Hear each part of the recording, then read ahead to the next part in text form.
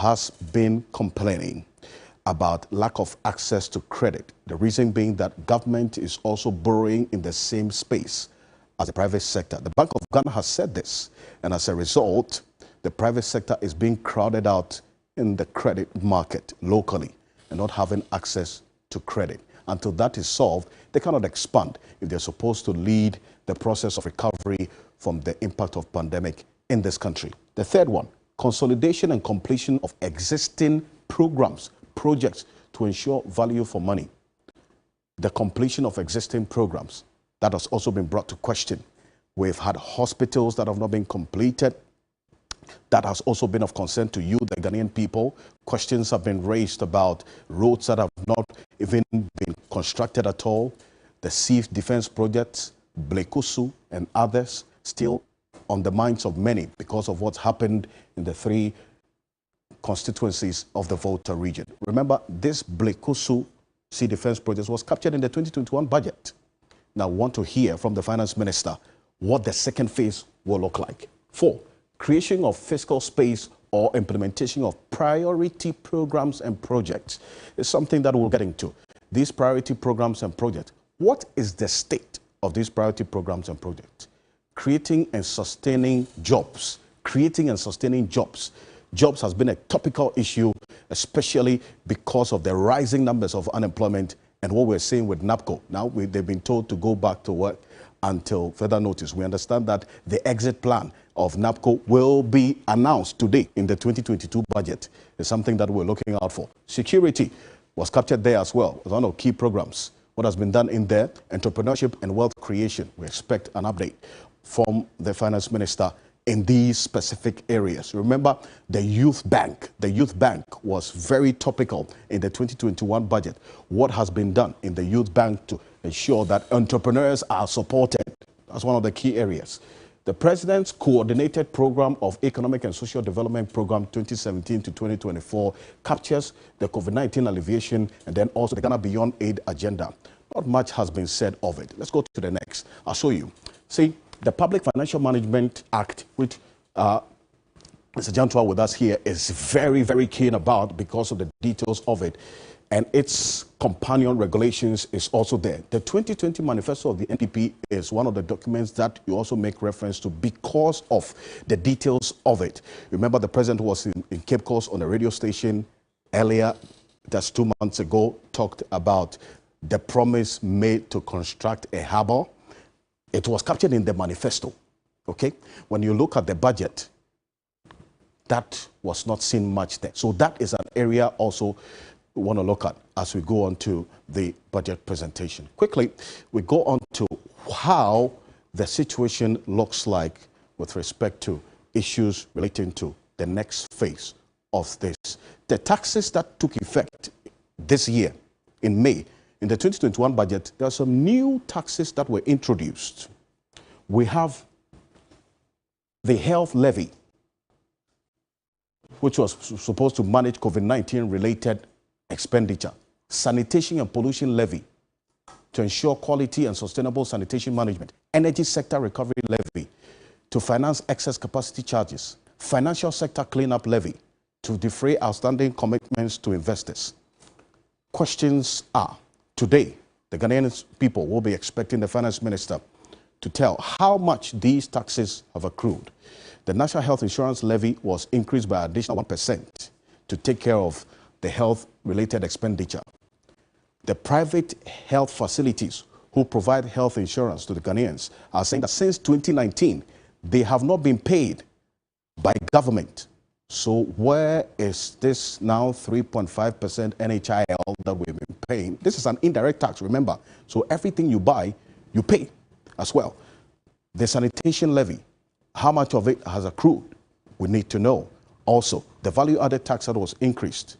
Now we're talking about the possible increase in road tolls. This was captured in the 2021 budget, just so you know. If the road tolls are going to be reviewed, it's because it's in the 2021 budget. Question is, the road tolls that have been paid now, what has it been used for? Remember that accountability is one of the key ways of what? Ensuring compliance. People being able to pay the taxes. That is a major issue there. Revenue is also an aspect which we'll get into as we go on in the conversation this morning. Government clearly needs money, and that's why prior to today, we've had questions about the benchmark being reduced and then also the reversal of that decision to remove the benchmark values. The Ghana Union Traders Association has raised questions about it.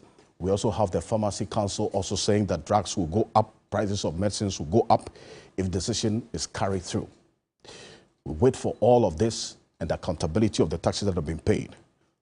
Kwame Jantua is a private legal practitioner. He's a chairman and council member of the gas sector, oil and gas sector of the Association of Ghana Industries, AGI. He joins us in the studio. Thank you so much, lawyer. Good morning. It's good to have you. And Let me also the chairman of the oil and gas sector, AGI, not president. Yeah, chairman of Ghana Industries. Dr. Julius Kweku Kata is an international economist as well, joining us in the studio. Doc, thank you so much for joining us. Thank you this very morning. much.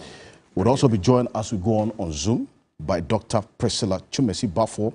Is a senior lecturer at the Department of Economics, College of Humanities at the University of Ghana, Legon. She'll be joining us on Zoom. Gentlemen, it's great to have you. Now, with a clear overview of what the 2021 budget sought to do, what is your view of the general state of the economy as we speak now? Now, John, let me start with you. It's a very difficult conversation. Good morning to our viewers. Very difficult conversation to have. The expectation of 2021 in terms of the challenges that we faced, COVID being the primary challenge, and also the spending rate of government and the acquiring of loans of government seems to have created a certain cocktail that is leading us into 2022. In terms of projects, it's very difficult for me, I don't know whether for others, to pinpoint those projects government indicates that they have finalized. And I think that is one of the challenges we have. For the government, projects that were captured to be executed. So at the end of 2021, which of the projects, what projects can government tell us and physically show us that they're done? That is one of the things that most Ghanaians find difficult to assess with regards to the kind of spending that is going on. I have gotten to a stage where I'm not in the business of castigating. I'm in the business of being objective in terms of what government says and making sure that what they say is what they've done. I think the accountability issue, for instance, with regards to when you look at how much money we have earned within our oil industry from 2010 to now, we're talking about nearly 6.5 billion US dollars. So for the time 2017, the MPP government came in, how much of that money have they used with regards to the types of projects that would pick Ghanaians' livelihood up? You know, the portion of the oil revenue that goes to the ABFA, a chunk of it is used to finance free senior high school. Yes. And I recall that when this matter came before Parliament, the then Deputy Finance Minister justified it that it is a human capital expenditure.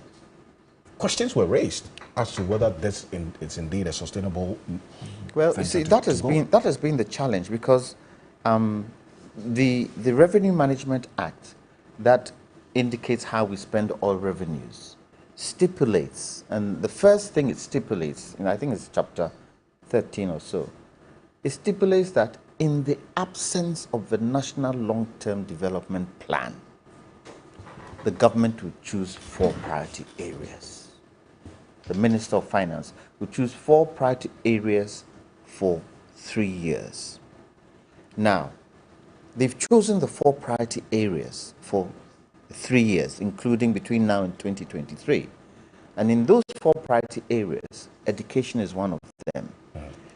Nearly 92% of the money for those 4 priority areas went to Free senior high school. free senior high school. Nearly 92%. Yes, nearly 92%. So how does it become sustainable? When you look at the reverse, if we had a long-term national development plan, will that not fit in? Senior high school will be one of the areas, free senior education will be one of the areas, and even cover the entire education system where we would know how to allocate money. So the 3 other areas that the pot is supposed to cover is now bereft of revenue. And remember, one of the major challenges with the oil revenue is the backlog of debts that need to be paid. And so when the oil revenue goes into a district, it's meant for a particular project. Because of the backlog of those of past projects, the money is used to pay. And so those projects are not done. It then leads into the next year. And that has been one of the major challenges when I was vice chair of PIA. It was one of the major challenges that we were confronted with. It's a challenge. And unfortunately, we don't seem to be able to cover issues within a particular year. And we leave quite a chunk to go into the following year. So I'm hoping that with this particular budget, and I would have wished, and it's a bold statement to make, but I would have wished that government would say, because of the debt levels we have, because of and for me, COVID is used as an excuse sometimes, because if you look at it, we didn't have the kind of impact of COVID other countries had. So COVID cannot be used as an excuse. It could be used. It could be used to some degree, because we got 2 billion, didn't we? We got 2 billion to cushion us. I would have wished that the finance minister would come and say, look, the way where we are with our finances today, we are not going to go into any new projects in the first 6 months of 2022 till we are able to finish the old ones, till we are able to get the finances back on stream. And the only thing we would look at are essential projects, health being one of them, education being another, and maybe roads being another, so that we can concentrate and try and mop up to get the finances back in place. So if government is saying there's likely to be tax in the budget, have we widened the tax net? Because if you're going to increase taxes, and taxes are going to be within that small group of people who are paying, how does that help government? You see, and Doc, Kata, let me bring you at this point. So, is it that we're at a point where the only way, and this is specific to Ghana, you've seen the tendency that we are just taxing our way out of this pandemic and not exploring and doing the hard work of identifying the other avenues of revenue generation? Well, that's, thank you very much for my brother, Mr. Chu. It's a good submission there. Yeah, we have to look at other areas of expanding or spreading the tax collection, and that would generate revenue. I think before the backbone of a tax system works well, there must be a productive system in place, because in the economic system analysis, we have roles played by the economic society, and the society comprises of the individual, the government, the firm, and other external factors. And if government sees that these few companies that are available are being taxed, and this year's budget, they are taxing them again, they will crowd out. They will go. So what do we do as a country? The fact of the matter is that there must be a push for industrialization, both in agric and industry. Then when these firms or industries get settled, they are working, producing goods and services to feed other sectors. Government will make policies to tax, and the tax system will be expanding. And it will not take a day, it will not take tomorrow, but it will take some effect. That is why the recommendation for tax exemption by the GRA in 2014, 2015 was a good thing I was looking at. Because if that happens, it means that Ghanaian industries, local industries, will strengthen up against the foreign industry. Then we can be expanding the tax levels. It will not be a immediate thing, but it's a step we have to take. Well, talking about taxes, see, there's been proposals for government to look at other areas of generative revenue, not necessarily increasing the tax burden on the ordinary Ghanaian. Yeah. But let's now turn attention towards petroleum products, because that's another area where government goes to very easily to generate revenue. My colleague Dela Michelle has been engaging consumers on the expectations ahead of the budget presentation. Take a look. One of the topical issues has been the constant increment of fuel prices, something that drivers has lamented tremendously about. Ridiculously high. It's not right, because you know, if you look at the price of fuel, I don't think, you know, anybody is considering the average Ghanaian, because right now I paid almost 390 Ghana cedis to fill the car, and this is just out of control. Because Kenya we are also betofo. We demand them I couldn't do and be about 4 mabetono. And easy. So much so they are a passengers because Okasu Tuma Obi or Bosumia Juma. Now can try and shut down cost with there. Now the TNT could have sold better if you could there and got bareness. Caneno, not can I say the whole day, no more runs I may spend 20 cities, 30 cities. Instead of 30 cities, no, me spend 60. All the time, Biano, Ayana, or more shares, so more to Petroleum, I bet 2 ground span or more affect or more. As the minister prepares to read the 2022 budget, there are some expectations. Sending a month for Casana win a bino. 1 month to 2 months, na and no maintenance month for now, a woman near when you're and toying. Or Petroleum, so now me pona me teachers and I'm being so had it year and no about one. It's one that will definitely be a difficult times ahead, and therefore probably a call on all Ghanaians to probably continue to bite the bullet, to probably allow them to stabilize the economy, and maybe might try to blame the situation on COVID. Be very honest and devoid of politics. I expect nothing positive from this government. What I expect will be a rehash of the stories they have been telling us, stories that leads to nothing. Well, it is only the finance minister who has the final say in the 2022 budget. But you'd want to stay with us as we'll be bringing you a comprehensive coverage of that budget statement and in-depth analysis on all our platforms. Reporting for TV3 News, I am Dela Michelle, Parliament House, Accra. So that's Dela Michelle. There's specific that's expectations from drivers and passengers as well. Remember, we started this year with 4 cities, 97 pesos per litre of petrol and diesel. Now we're talking about 6 cities, 90 pesos. This is even after the petroleum price stabilization and recovery levy was removed for the next 2 months, which government says is going to cost some 58 million. Now, the Ghana Private Road Transport Union and other driver unions are saying that they want a reduction and removal of some of the levies and margins in the price buildup.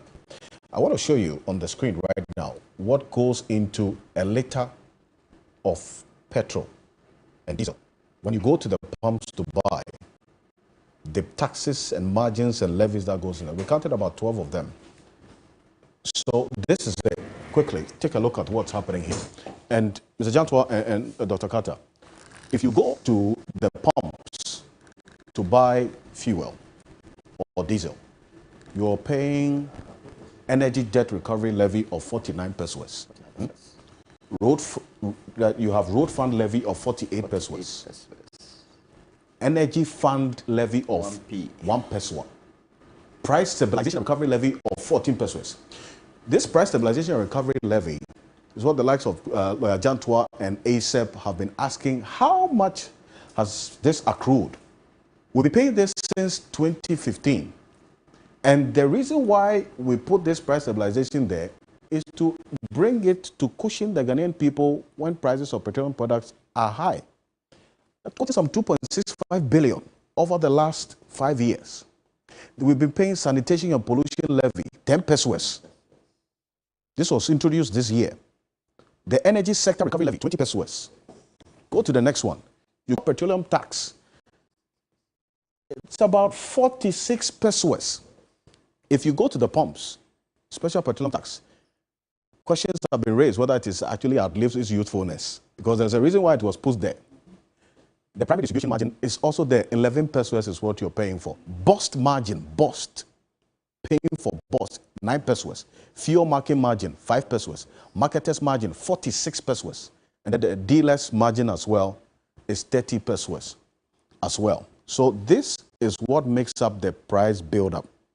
Government uses some of this money to pay Peter and to pay Paul.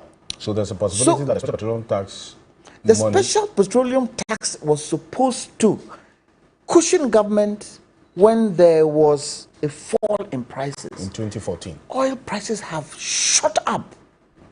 And you see, the other side of the coin is that we have had, a buffer. The benchmark that was used for the 2021 price budget was what? 57. This is $57 per barrel. It is now 81. There's a huge fall in there for government. Why can't we use some of that to cushion? Two, we are an oil producing country, aren't we? We are. Can we not take certain amounts of our oil, which was done in the previous government, to tour, to refine? But you see, the question here is that we haven't been able to get tour to where it's supposed to be. That's the fundamental issue. So you see, that leads me to the next question. We are paying a toll recovery debt levy. You read it. Is there any turnaround plan to turn around the fortunes of the Tamale Refinery? Because the Ghanaian is paying for the inefficiency of toll as it sits there now. We are paying debt of about 200 million per annum. Why are we paying for debt that there is no clear plan for Tamale Refinery? That is what have you seen one? You see, we would have fought, and unfortunately, in this Fourth Republic, and maybe even before the Fourth Republic, Tamale Refinery has been used as a political football. And because of that, it hasn't been able to stand the kind of ground it's supposed to stand. And we just saw recently the kind of regime in Tamale Refinery with the discoveries that were made of theft. It's been going on for years. This is not the first one. And so when there are two regimes and remember, the margins on refining of oil depend on the kind of input you have, feedstock you have.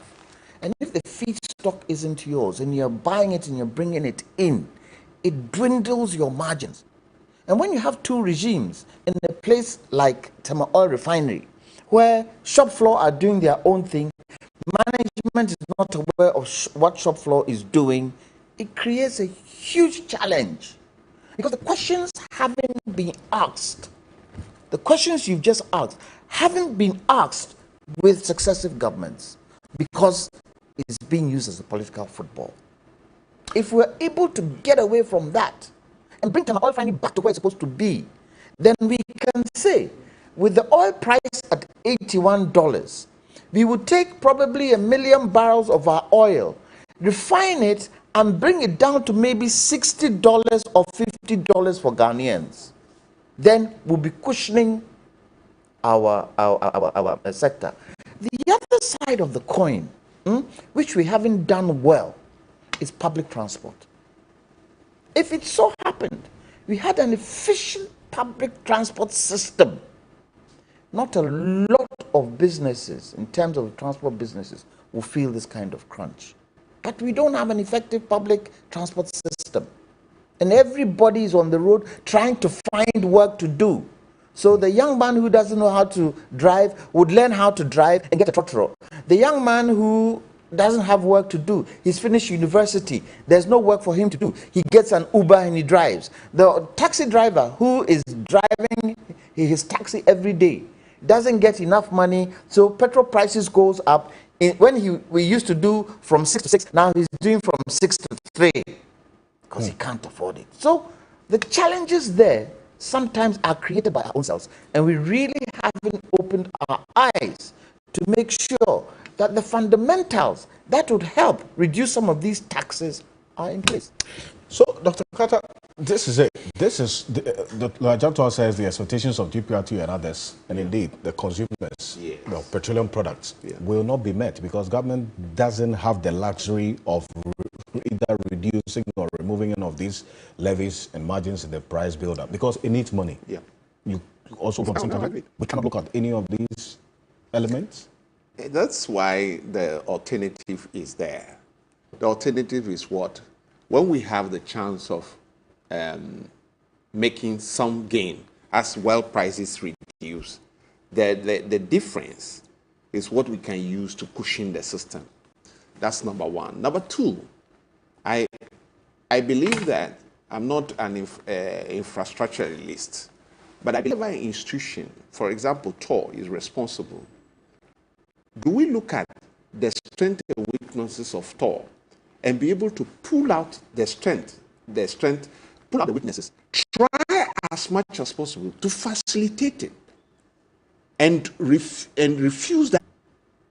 That is, and this is why I was mentioning in other platforms that creative knowledge management at this era of our scientific development is necessary for people to understand why they are doing this and why they are not doing this.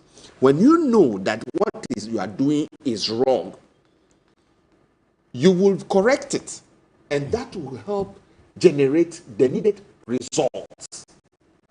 But because we are not doing that, that is where our management of this whole oil sector in the economy is really falling below the standard. So the important thing is the facilities that will make us produce some amount of the crude from of Parliament. He's a chair of Parliament's Finance Committee. He's a former Deputy Finance Minister, and he's been speaking. He says taking off these taxes is just impossible. Take a look.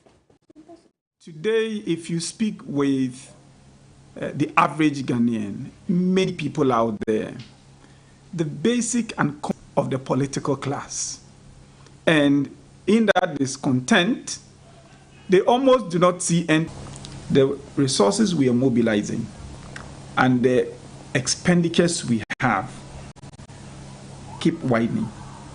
The gap between them keep widening. But in order to deal with those matters, we need to deal, for instance, with issues of public sector wage bill. And by public sector wage bill, charity must begin at home. If we reduce any taxes, trust me, the debt would rise because you're going to have your public sector expenditure pressures come on you.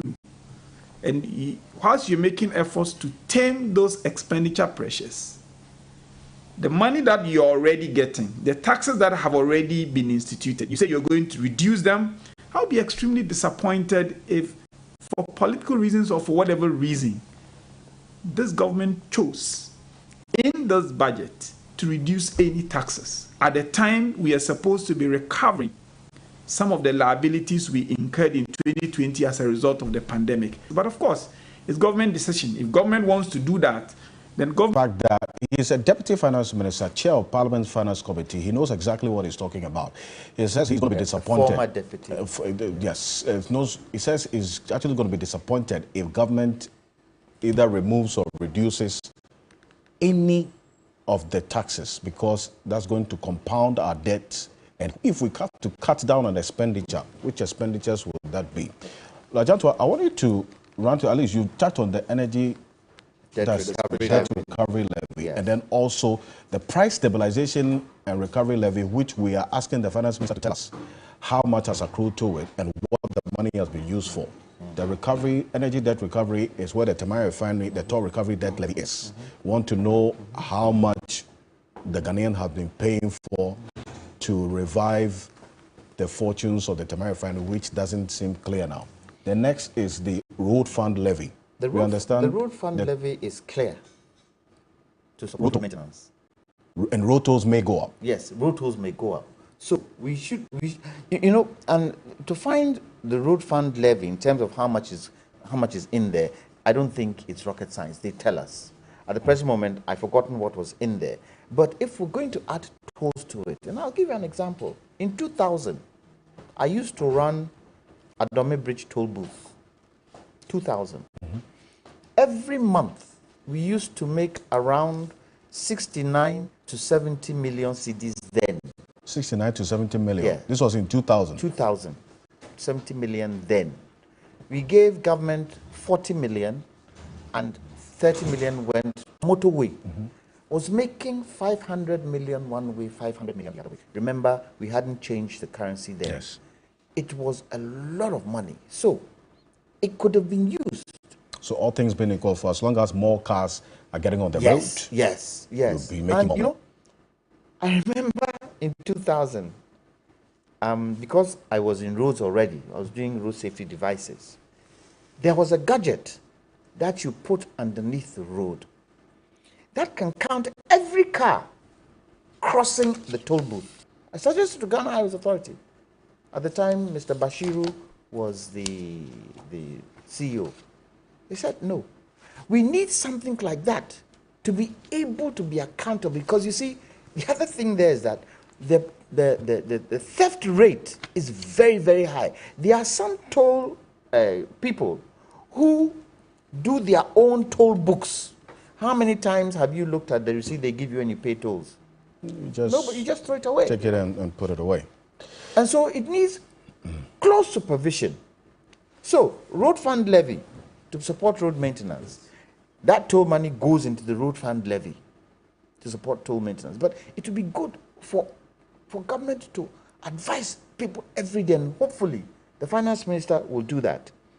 The energy fund levy. While we round up, very quickly. Yes, okay. I think this one is most important. Sanitation and pollution levy. Yes, this was introduced in 2021. It says to provide requisite resources to fund activities on sanitation and pollution, to improve the quality of air in urban areas, to design, construct, and re-engineer waste treatment and disposable facilities like recycling facilities, landfill sites, and medical waste treatment facilities. Why should this be here?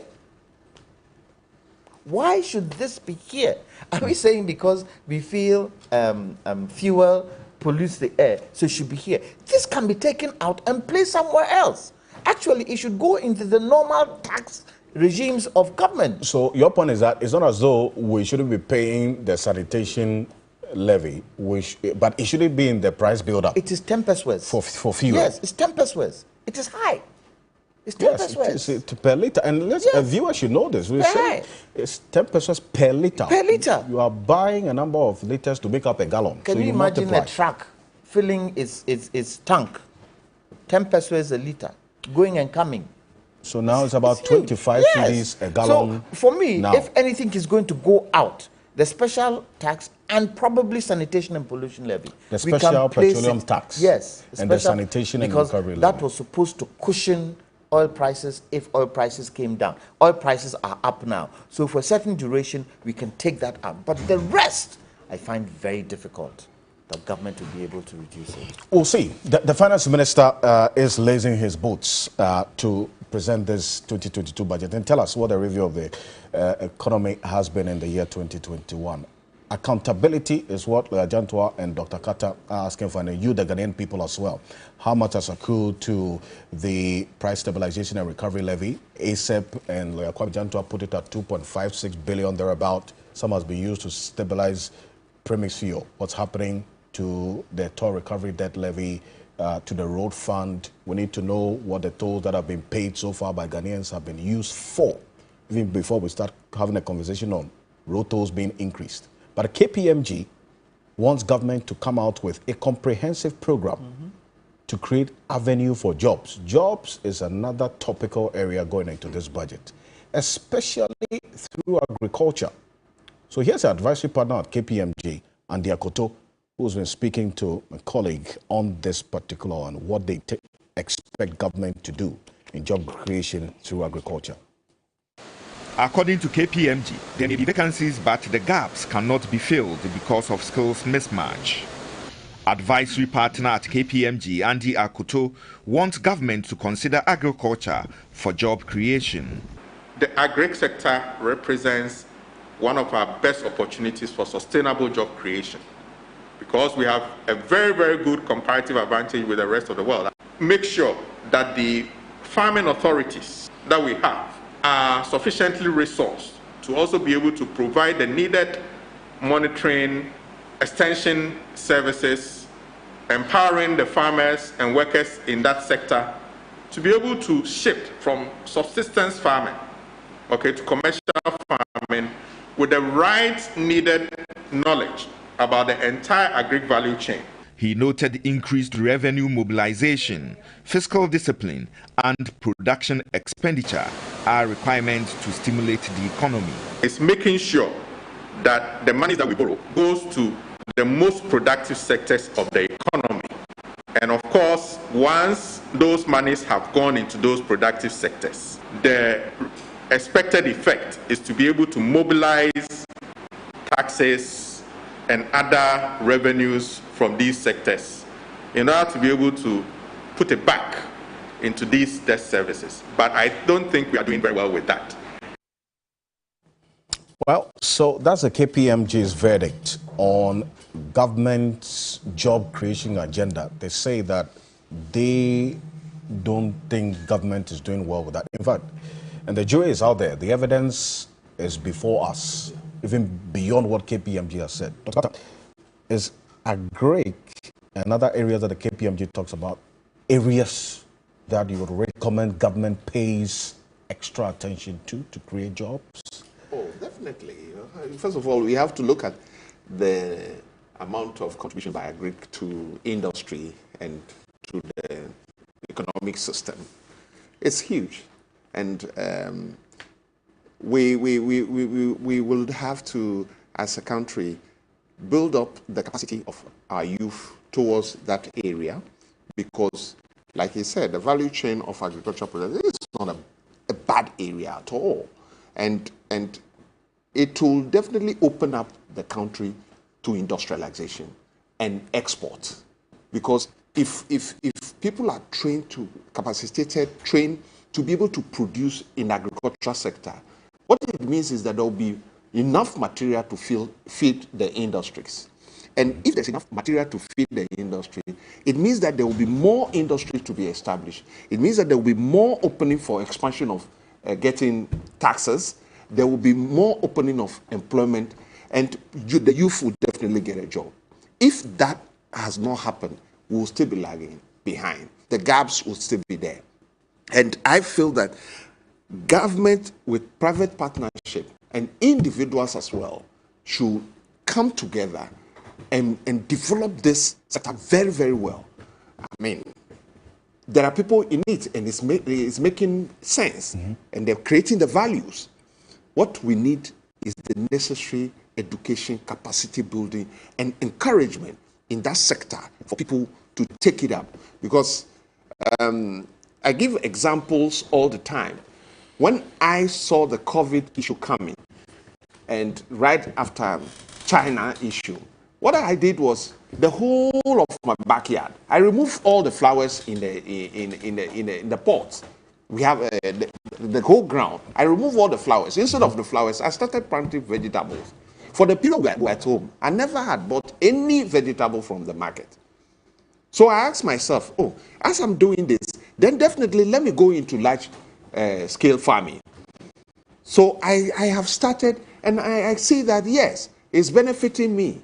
It has cut down my income and expenditure. So that is important. And it must be carried seriously and taken seriously.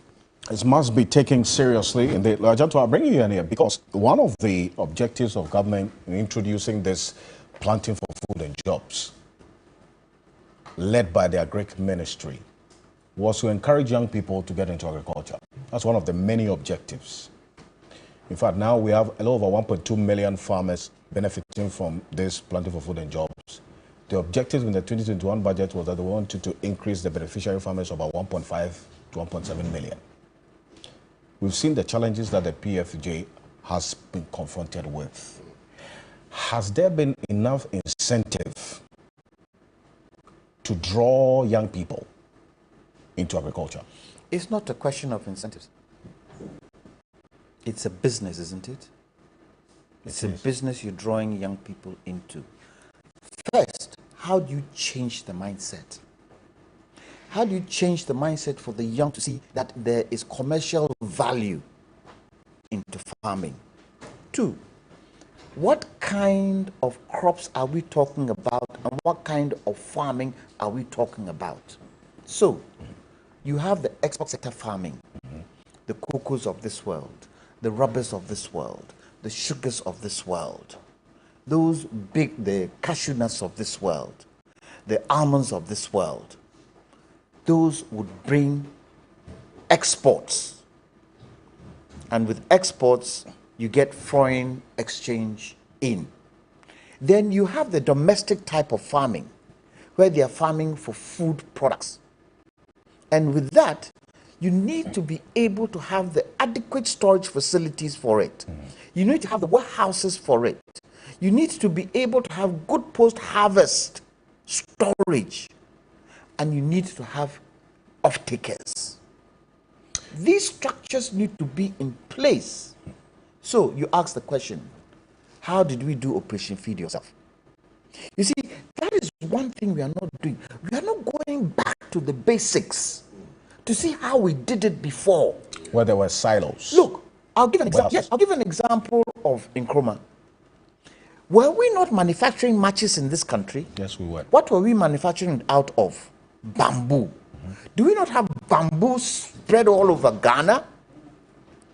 So, if we are telling the young people, go into agriculture, go into added value agriculture, is that not an area they can go into? Because you see, the manufacture of matches is a one-line manufacture. Okay. You put the wood in, it comes out as matches. Certain. Is the value chain effect that you've been talking about? I want you to hold on to that point. Let's cross over to my colleague, Nana Kyameza Brampa. She's in Parliament. She's talking to the Information Minister, Kojo Pronkoma. Just that, well, but I can tell you, just that what you see should be able to yield us some more. And more importantly, should be more equitable. I mean, if only about 30% of vehicles are contributing to road tolls. And, for example, Accra, look at the population dynamics in Accra. For Accra, it's just Temamoto Way, or when you are going to, Akosombo, or to Aplao, or to Takrade or Ebri or Pokwase. These are the only places where you pay. But look at the population density in Accra and the vehicles in Accra. And look at the other parts of the country that also need roads, many of which roads we are not able to toll and take any money from. Rules about borrowing that we ourselves have come to Parliament to % of GDP. We believe that that is what we call the Fiscal Responsibility Act. Because of COVID, we've had to suspend it, and we are now around 11% of GDP. You will see in this budget the fiscal path coming back down, that we are bringing it down to about 7.9%. Next budget maybe about 6%, and then take it back to 5%. That is evidence that we are reducing the rate of debt accumulation. That is evidence that we are reducing the deficit from 11 to about 5 at the end of the day. If you look at the CD denominated debt stock, I keep telling my colleagues, you will be misled. Because if the exchange rate is one cedi, $1, if you owe $100, it's 100 million cedis. If the exchange rate changes to 1.5, you don't need to borrow more. The next morning, the same $100 million is now 150 million cedis. So if you use cedi that it was 100 million cedis, it's now 150 million cedis. You have borrowed 50 million cedis. Show me what you've done with it. That 50 million change in the cedi denominated debt stock is not as a result of borrowing. And that is why all over the world, they use debt to GDP ratio. They use deficit. They use other debt sustainability indicators. And that is what we're encouraging, that we should also now watch those ones and see. Because for the cedi denominated debt stock, it can very much mislead you. And even for that, those who want to do politics with it, we can compare the about 9 billion cedis that the NDC inherited to the about 124 billion that they left, and compare the 124 billion of the MPP to the about 300 something billion that we have now, and strike the percentage and see who is more responsible when it comes to that. But that kind of nominal comparison, should that be the case? But that's exactly the point I'm making to. It won't get us anywhere. Yeah. Even if we choose to play that game, we will play it better than our colleagues on the other side. But that kind of game won't get us anywhere. It is the sustainability indicators that we should keep an eye on, and that's what we think if we look at it, we'll see a clear path downwards. My last but one. The agriculture sector. We understand from the agri minister that food prices are low, but the story is different when you go to the markets. Fertilizer has also been another issue. What should we expect in that sector? I mean, to the extent that storage and privatized production and sale and market prices operate, you will find that even the prices sometimes differ from market to market, though you may see a general trend in it. But I think we can also agree that there's a lot that has been done in terms of boosting local food production. And expected to come along with the increase in local food production is a stabilization of the prices. You need a warehousing system that can hold a lot of the products so that you don't have shortage at some times and abundance at another time, which will cause price fluctuations. And you've seen the number of warehouses that have been put up across the country and now being handed over to the various assemblies or agencies that are responsible for it. So over time, we should expect that there will be some more stability in that area if we follow the kind of interventions that we are doing. I would have gone on and on with this particular one because the story is different. Okay, finally. The story is not different. The story is not different. Finally. No, listen. I think we have to be clear with it. The story, I'm coming. The story is not different. You will find some prices. I mean, if you say food prices, what are you talking about? The food price I may have in mind may be different from, the food item I may have in mind may be different from what you are talking about. So we can drill into the detail. But I'm saying that generally, general markets, and I'm saying that generally, reactions. Yes, and I'm saying that generally, some more work needs to be done to ensure that that stability that we are looking for, that stability doesn't just come. So you agree it is not low, but it is not about agreeing or disagreeing. It's about what are we doing to ensure that what we all want happens. And what we need to do is to ensure that the warehousing system works, is to ensure that the support to the farmers are not cut at any point in time, fertilizers, etc. Some of the things we are talking about are about fertilizer, right. To ensure that post-harvest losses are dealt with so that you don't have fluctuations of prices. And I'm saying that these interventions are things we need to push and support. Let me wrap up. 2021, we're told to share in the burden with government. 2022, what should Ghanaians expect? Should there be some hope for us? A lot of hope for young entrepreneurs, a lot of hope for our roads program, a lot of hope for young people on NAPCO, a lot of hope for local industry that is hoping to be competitive as is being strangled by imported goods. Thank you so much, Kojo. Kojo Ponkroma is the Minister for Information. Thank you very much. The next comment is a lady leading the team in Parliament today for that special coverage. That's Kojo Ponkroma. Listen, beyond what they say, the Ghanaian people who are watching us, go to the market, you experience the reality of the situation on the market, and it is your reality which measures your assessment of the state of the economy.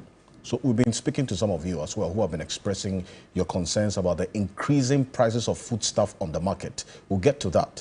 But I've also been joined on Zoom, a number of persons as well, it's worth acknowledging their presence.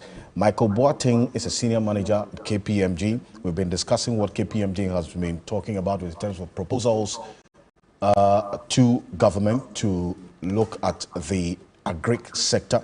Let me also welcome Dr. Priscilla Chimesi-Bafo, Senior Lecturer, Department of Economics at the University of Ghana, Legon. Ladies and gentlemen, Good morning to you. Thank you very much for joining us on Zoom. Good morning, Alfred. Great. Thank you very much for having me. Dr. Chimesi, as always, yes. And thank you so much for joining. Let me start with you, Dr. Chimesi. So we talk about jobs because this recommendation by KPMG for a specific focus on agric. But has government been intentional about creating jobs over the period, per your perspective? Dr. Chimesi. Thanks once again, Alfred. I believe that the issue of job creation touches all aspects of the economy. So over time, to situate this discussion, I would probably look at it before COVID pandemic in 2020. And when you look at most of the policy outlay that government put out there, so for example, with the agricultural sector, they talk about planting for food and jobs. And for me, I think the discussion should be, how do we move our agriculture from rain-fed agriculture to irrigation? Move our agricultural productivity from being so climate dependent, because we know that with climate change, things are changing and the threat of starvation is staring at most African countries, and we need to do something about it. So in that angle, agriculture, planting for food and jobs were being created. The discussion really was what kinds of jobs were being created. But at the end of the day, whether they were casual, manual labor, some people had some jobs. When you look at the industrial sector, you look at the manufacturing sector, you see that a policy, for example, like what do we call it, government initiative on the manufacturing sector, one district, one factory initiative. These are some initiatives that you see that were all geared towards employment creation. But I know that as an economist, we know that the adverse shock of the COVID pandemic really grinded all economies really globally to a halt. So going forward, how do we get back to work on those issues? We know that the driver of our growth really at the moment is into services. And we keep saying that the service sector, majority of the jobs that are created there are informal in nature. And those are not the kinds of sustainable jobs that you use to build people and their livelihoods. And for that matter, we need to be very critical and look at the industrial base. And within the industrial base, we are looking at the manufacturing sector, where efforts should be towards adding value to our agricultural produce through the value chain. Sorry, I think, yes, I lost Dr. Chimesi there briefly. We're going to reconnect. Mr. Boateng, if you could reduce the volume of your radio set, sorry, and your TV, I beg your pardon as well, I would be glad, because I'm having a feedback here. Would reconnect with Dr. Chimesi, who's making a very, very important point about industrialization. And you see, this industrialization is a theme that has been running through our budgets over the last 10 years, if I recall, when I started paying attention to detail in the budget. What exactly has been done to actualize the industrialization vision that is captured in the budgets over the period up until now as we speak? It's a conversation that we would have. Kojo Ponkoma was talking about warehousing projects and others when we talk about the agric sector. Mr. Boateng, if you can hear me, good morning to you once again. Good morning. Great. How are you? I'm well, thank you. Mr. Michael Boateng is a senior manager at KPMG. And you made a proposal for government. Mr. Boateng, I'm still having a feedback. If you could reduce the volume of your TV or anything closer to you, that would be good. Is it? Okay. Great. Is it better now? It is better now. So you have the planting for food. Okay. So Mr. Boateng, I think you need to attend to your television set. Let it go low. Dr. Chimesi, can you hear me? Okay now. Okay. Okay, so while we sort that out, let me come back in studio because, Mr. Joshua, you were talking about the value chain, investing in the value chain to ensure that if we want to attract young people in there, they see the commercial value in agriculture.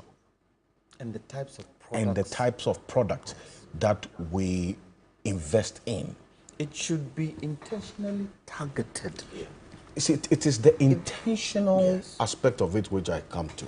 Yes. So that we've rolled out the planting for food and jobs. Yes. But is it well modeled to address these specific issues that you raised? Look, the only way you can really model it is to go on a marketing segment. Yeah. You need to know two, and I mentioned two areas. I mentioned the export sector and I mentioned the domestic sector. Look, sweet potatoes has a huge go into it, and that encouragement should be there. It's in the 1D, 1F. Because recently, Mr. John Twa, because I go to Mr. Boateng because I'm still having a feedback from Mr. Boateng. Why? Because the people, the companies or the firms or the young ones who will be employing agriculture, the foreign market, you've already gotten in touch with some people that you can do transactions with. Let's cross so over. that immediately that market is created, the person know where his goods will go, because the fact is that you understand the values.